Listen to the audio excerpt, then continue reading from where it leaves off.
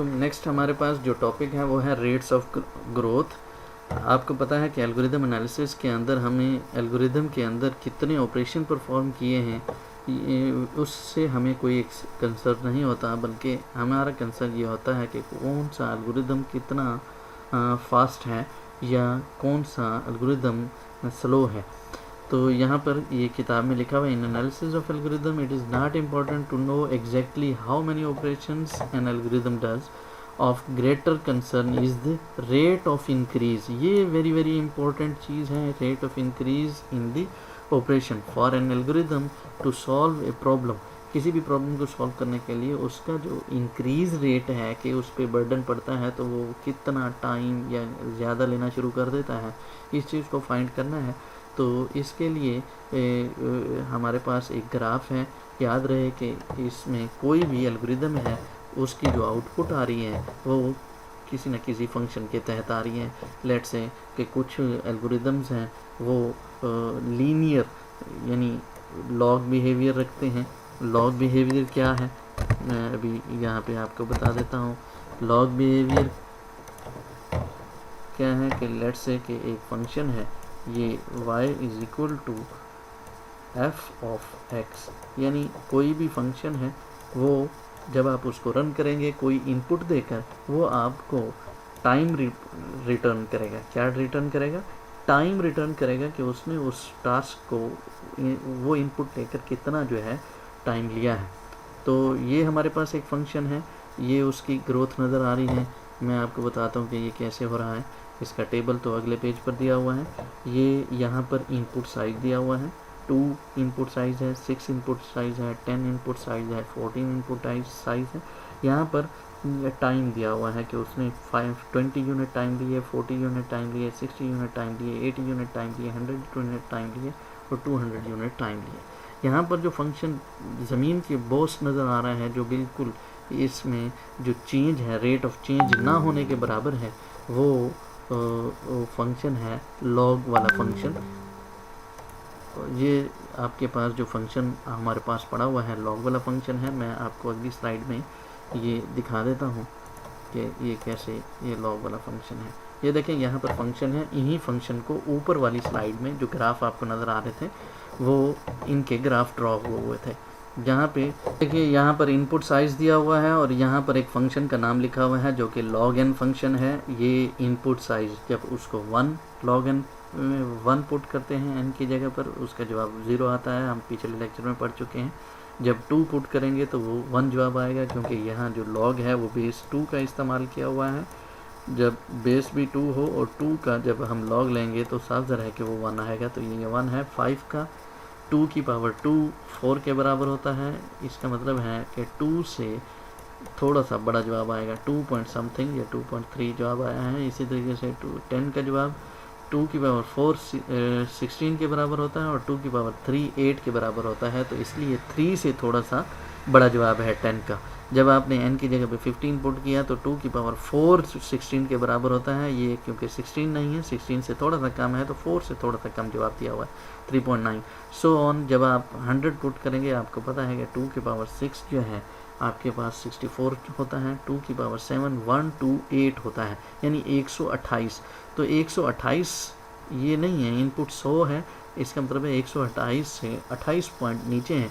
तो यहाँ पर उस हिसाब से 6 से आपको कुछ परसेंटेज कितने पॉइंट 28 पॉइंट है तो उसके ये 4 पॉइंट कम बनते हैं। तो 6.6 ये 6.6 है और 40% पीछे कम है। तो ये जितने परसेंट कम था उतने ही परसेंट हमने नंबर इसका कम रखा है। ये है लॉग का फंक्शन। तो ये देखिए इनपुट साइज 100 तक पहुंच गया और ये अभी 6.6 तक पहुंचा हुआ है। इसी तरीके से मैं ग्राफ में शो करवाता हूँ। देखिए ये इसका टाइम है 6.6, यहाँ पे कहीं बनता है, यहाँ पे कहीं 6.6 बनता है। तो ये इनपुट साइज जब इसका 100 पे पहुँचा, यहाँ पे 38 इनपुट साइज नज़र आ रहा है। इसी तरीके से ये दूसरा जो फंक्शन है ये लाइन वाला है और ये x+10 वाला है। और मैं आपको बताता हूँ कि x+10 जो है, ये देखें लीनियर फंक्शन कैसे है। इसकी एग्जांपल हम n से दे रहे थे। n क्या है? ये इनपुट 1 दी जो अब 1 आया, 2 दी जो अब 2 आया, 5 दी जो अब 5 आया, 10 दी जो अब 10 आया, यानी जो इनपुट है वही आपका आउटपुट है। अगर यहाँ पर हम इसका ग्राफ ड्रॉ करेंगे तो ये देखिए यहाँ पर इसका ग्राफ ड्रॉ करेंगे तो इसका जो ग्राफ है वो इधर भी 1 से लेकर 100 तक है और यहाँ भी 1 से लेकर 100 तक है, तो ये ग्राफ यहाँ पे आएगा। लेकिन अगर यहाँ पर 1 से लेकर 100 तक है और यहाँ पर 1 से लेकर 1000 तक है, यहाँ पर 1 से लेकर यहाँ पर लेट्स से कि 1000 लिखा हुआ है, यहाँ पे 1000 लिखा हुआ है, तो साफ ज़रा है कि जो 100 होगा वो यहाँ कहीं आ रहा होगा, यानी 10, 20 पे पहुँचेंगे या 200 का गैप देंगे तो यहाँ 200, 400, 600, 800 और 1000। तो हमारे पास 100 जो है वो इस जगह पर आ रहा है, तो ग्राफ कैसे ड्रॉ होगा, ये यूं ग्राफ ड्रॉ होगा। ये मैक्सिमम ये वाला पॉइंट जो है इस 100 के सामने आएगा। साफ ज़रा जो स्केल आपने यहाँ पर लिया हुआ होगा ये लाइन फिर उतनी डाउन होती चली जाएगी अगर आपने यहाँ पर स्केल बड़ा किया हुआ है। अगर तो बराबर है तो ये 45 एंगल पे होगा, इधर भी 100 इधर भी 100 तो 45 यानी दरमियान में होगा। लेकिन अगर इस साइड पे बड़ा है इस साइड पे छोटा है तो जहाँ भी 100 आएगा ये लाइन उसी तरफ जाएगी। तो ये दूसरा फंक्शन है, ये कौन सा है, ये यानी लीनियर फंक्शन है, आप इसको लीनियर कह सकते हैं, जो इनपुट आ रही है वही आउटपुट आ रही है। अब यहाँ पर जो फंक्शन दिया हुआ है वो क्या है, n log n, यानी ये वाला फंक्शन है, इसमें ये डाउन पड़ा हुआ था, ये थोड़ा सा अप हुआ था, ग्राफ के अंदर थोड़ा सा अप हुआ था, लेकिन जब आप इसके साथ मल्टीप्लाई करेंगे तो ये क्या हो जाएगा, वो जो बेस था ये वाला इससे अप हो जाएगा। तो ये साफ ज़रा है कि इससे थोड़ा सा मल्टीप्लिकेशन का असर जो होगा वो इस फंक्शन से थोड़ा सा ऊपर आएगा, मीन्स कि ग्रोथ रेट जो है इन दोनों फंक्शन के मुकाबले में ज़्यादा हो जाएगा। ये ग्रोथ रेट मीन्स स्कोप है, यानी ये किस तरीके से वैल्यूज़ जो है एक यूनिट यहाँ पर आगे होने से कितना आपका ऊपर y एक्सिस में आप कितने ऊपर चले जाते हैं। तो ये बता रहा है कि जब आप n को मल्टीप्लाई करेंगे दूसरे फंक्शन को, एक फंक्शन को दूसरे फंक्शन से मल्टीप्लाई करेंगे तो इसमें जो बड़ा फंक्शन होगा उसमें छोटे फंक्शन वाला जो स्लोप होगा उसमें ऐड हो जाएगा। तो ये देखें यहाँ पर 0, यहाँ 0 मल्टीप्लाई करके 0 हुआ, यहाँ 2 है, 2 1 ज़ा 2 हुआ, ये देखें 5 2 ज़ा 10 11.6 यहाँ पे आया। इसके मुकाबले में ग्रोथ रेट काफ़ी ज़्यादा हो गया है। मल्टीप्लिकेशन में रेट ऑफ चेंज कुछ ज़्यादा तेज़ आता है, एडिशन में जैसे x+10 ग्राफ में शो हो रहा था या खाली n शो हो रहा था, यहाँ क्या हो रहा है, एक एक का ऐड हो रहा है। यहाँ 6 भी ऐड n+6 कर लें तो यहाँ पे क्या होगा, 6 ऐड होना शुरू हो जाएगा।